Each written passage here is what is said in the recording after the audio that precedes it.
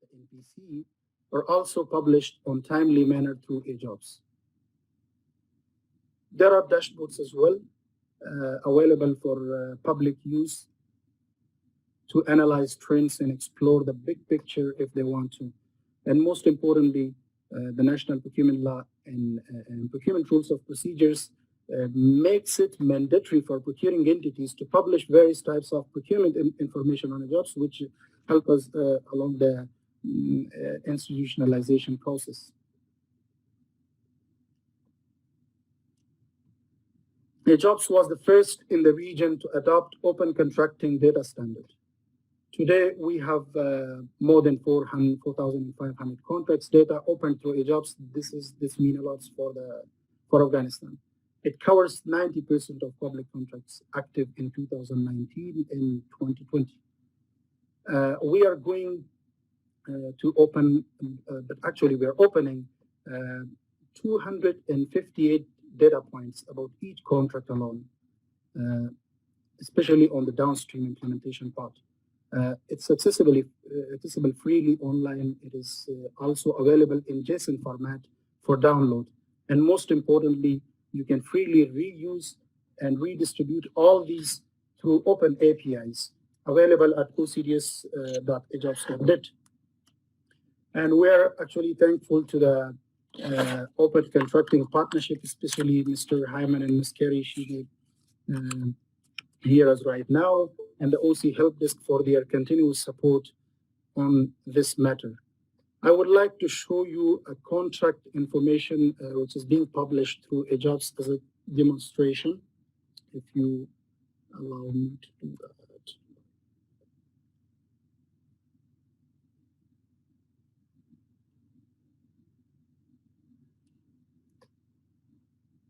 This is the front page of AGEOPS.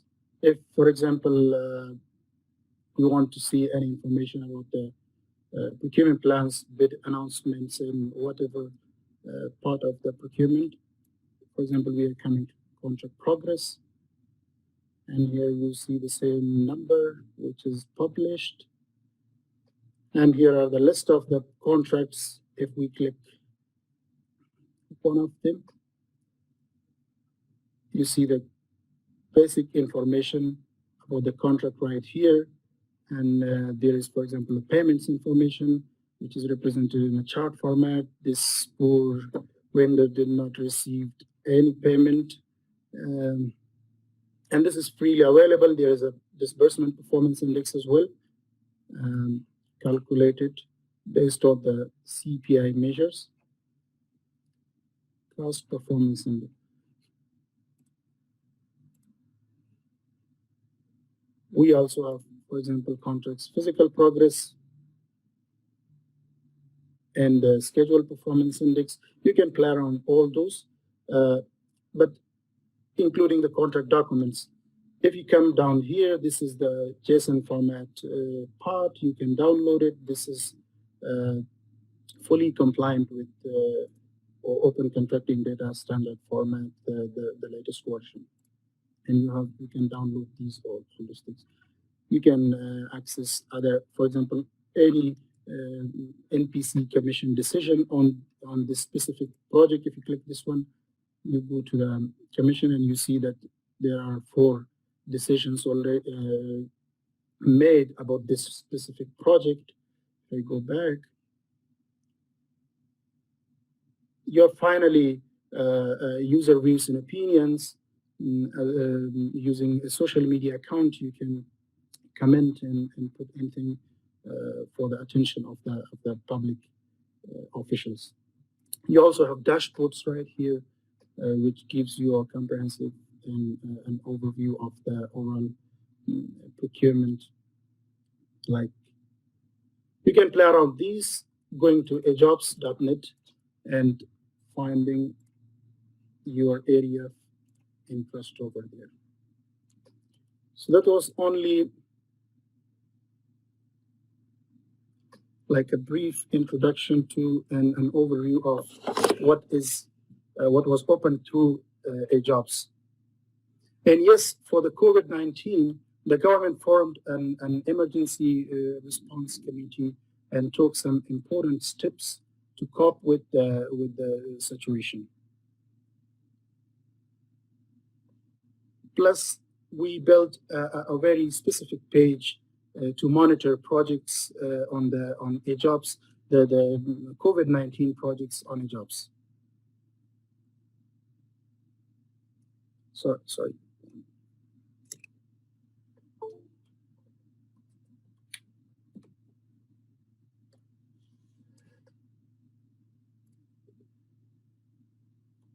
Then we immediately dedicated a page on AGEOPS to share information on high-value contracts procured in response to COVID impacts.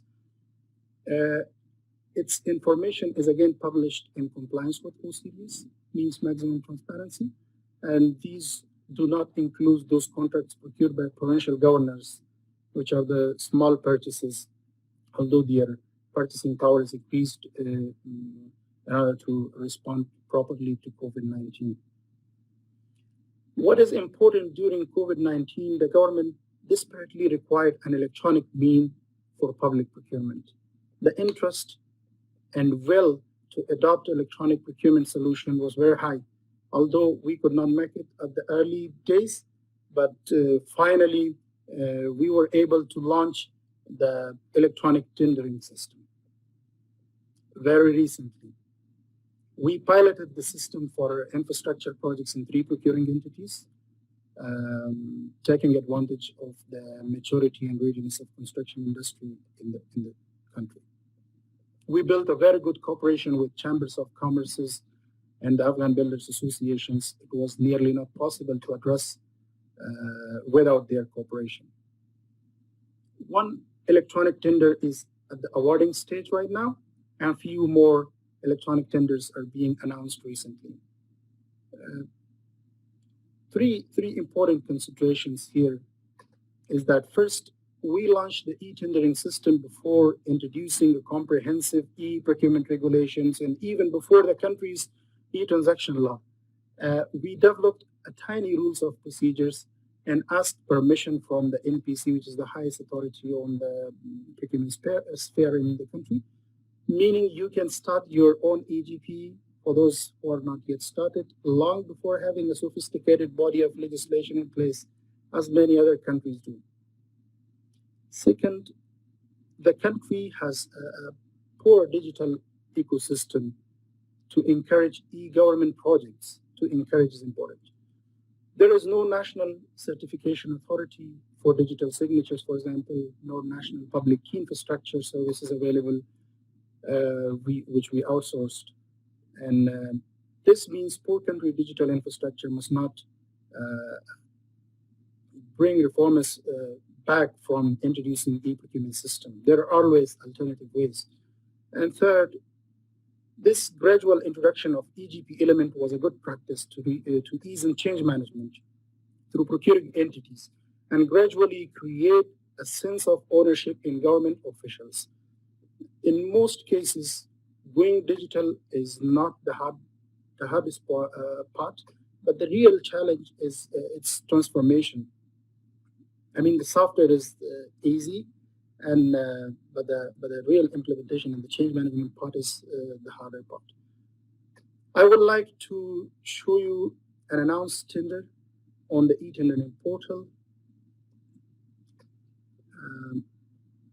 Just wait.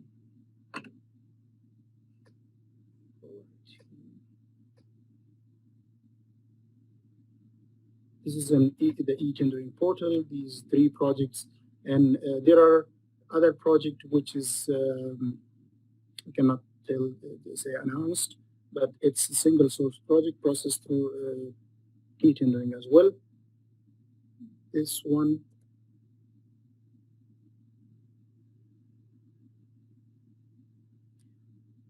one, we already opened the bids, and it's in the evaluation near the award stage right now. You can see if you are a vendor, or you can not do anything because it's already closed. But for the open contracts, for the open bids, tenders, like this one, if you're a vendor, you can submit a bid online. but now I'm using this as a public user. It only shows to me that what was planned and how it is actually implemented. For example, this specific process was late 49 days in initiation, and then they made further delays to make it 83 days delay in the announcement of the bid. And here you have a countdown for the submission, just like other regular electronic procurement system. Anyhow, the electronic tendering system right here with us, it composes 8 major steps. Before the procurement actually starts, it has to be planned in the procurement planning management system as part of the annual procurement planning process, or might be as an ad hoc. Connecting e-tendering to the procurement planning system will increase the effectiveness and visibility of procurement plan implementation. The first stage is to initiate a procurement. A procurement specialist completes all required documents and information, including its budget, technical specification, etc. All these will be entered into the system and approved electronically by the awarding authority, like the minister, in order for the procurement to proceed. In the next stage, the specialist draft the request for bid or proposal or whatever in a little bit modified ESBD, but nothing need physical signatures and markings and all the stuff we need for the manual procurement. They will also be approved electronically. Bid openers will also be assigned anonymously to this bid by the awarding authority. And now it's the bid preview. Right here, the vendors can see the bids and its contents. It's much like the regular manual documents. They can ask online for clarifications. They're receiving system notifications, also email notifications for all amendments and government clarifications, pre-bid meeting minutes, and also the site visit reports. They're also available for vendors at any time they want. The bid opener should confirm their assignment by entering their public key for this specific project. When you go to the bid submission, they will confirm using, the vendor will confirm, or the bidder will confirm using a one-time password OTP received by their formal email. The bid will be encrypted then using multiple secured algorithms and using public key infrastructure. Then the bid opening are also online. Vendors can see the results in real time. I'm sorry for the local language demonstration going on the screen. And at the 6th step, the assigned evaluation committee enters evaluation report and create proposed contracts that implied by the result of bid evaluation. So the contracts are created like in an electronic way. The evaluation report is also approved online by the awarding authority. If a negotiation is taking place, its report is also entered and approved online.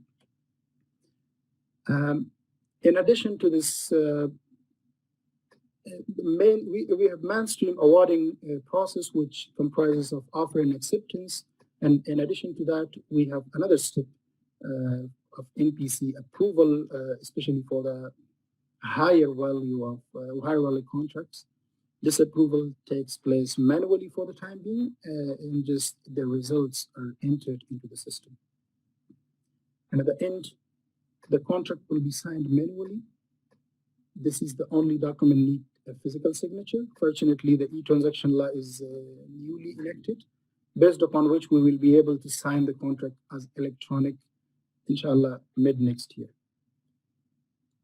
So this system is designed in a way that it guides the user along the process. They only view those activities that lies under their authority. The users are alerted throughout in the through in-system notifications, also through email notifications to be informed. And some processes will send you a second and third reminder as well to make sure that you are not forgetting to move the process forward. Apart from the mainstream procurement process, the vendors are able to ask, for example, for a debriefing and also for to file their complaints online during the standstill period, for example, which will then be reviewed by the Administrative Review Committee. Similarly, the government official can send online request for debarment to the debarment committee. These two options, the e-appeals and the e-debarment, are currently available for the e-tenders only, and will extend it to the manual tenders so that even manual tenders processes will enjoy the e-appeals and e-debarment function. And yes, we are in the process to enhance the platform for publishing upstream data as well. I mean the tendering data as well in a coordinated way in accordance with OCDS. Although there are actually stakeholders appreciated the transformative potential of OC to contribute in crystallization of the government black box and increase government legitimacy. However, the commercial and technological impact of OC are yet to be appreciated. This all starts with a mandatory for every company to get a WEPIN. WEPIN stands for Vendor Procurement Identification Number. It takes 5 to 10 minutes, submitting about 13 points of data. And when you receive that one, you can then participate in all tendering procedures, electronic tendering procedures. So that was AGEOPS. And like in other countries, the global pandemic of this year rushed to prove the value of e-procurement more than transparency and efficiency. It is now like a must-to-have tool for us after it was a good-to-have tool in public procurement in Afghanistan. Fortunately, the reform of e-procurement is clearly one of the most effective and efficient reforms undertaken in the last decade in Afghanistan. It has also been well received by procuring entities, the private sector, the international community, and there is a great political will for the digital procurement transformation. But the real challenge is the change management and transformation part, which we need to work together. It is easy to tell the computer how to develop a software for us. And yesterday we saw how techies can take advantage of artificial intelligence to develop sophisticated e-procurement systems, actually the software. But it is really hard to tell a human being to do e-procurement. I mean the transformation part. And we also in continuously working with other relevant e-government initiatives around the country to be integrated with AGEOPS. Today, this system is integrated with a national business registry called ICBR, a national tax system called SIGTAS to bring about more efficiency and transparency and also help about revenue collection, improve the performance of revenue collection. Yeah, one final thing to say is that AGEOPS is built in-house with indigenous Afghan capacity. Yes, and we will always remember Dr. Paul Schapper and Dr. Ram, who presented the last presentation on concession and procurement, who provided very thoughtful advice throughout the process. But the system is being developed and administered in-house, which we believe is a cost-efficient solution based on the principles of National Digital Foundation Strategy. Thank you. Thank you, everyone, for your time and attention. And you can reach me using this email and phone number shown on the screen. And if any question, I'm here to elaborate. Over to you, Blandine. Thank you very much, Kamal, for your very inspiring presentation. Indeed, having 90% of contracts published should increase and shall increase transparency, accountability, and will surely help to tackle corruption. The AGEOPS web portal, I've looked at it and it's really impressive. I think that the success of this initiative in Afghanistan can inspire many FCV countries, low-income countries,